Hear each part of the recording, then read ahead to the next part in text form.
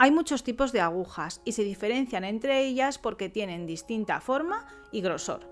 Las agujas para trabajar el fieltro seco tienen en la punta unas pequeñas muescas. Estas muescas hacen que las fibras de lana se enreden. Las más conocidas son las triangulares. La punta tiene forma de triángulo y tienen diferentes medidas. Cuanto más gruesa es la aguja, más rápido fieltra la lana, pero las marcas que producen las muescas de las agujas se notan más. Las más finas dejan menos marcas y se suelen utilizar para el acabado final y los detalles. En esta tabla os muestro la medida numérica de los diferentes grosores de agujas que hay y su equivalencia. Cuanto mayor es el calibre, más fina es la aguja. Las agujas que más vamos a usar son la del número 38 o tamaño medio y la del número 40 o fina, que la usaremos para los detalles y el acabado final.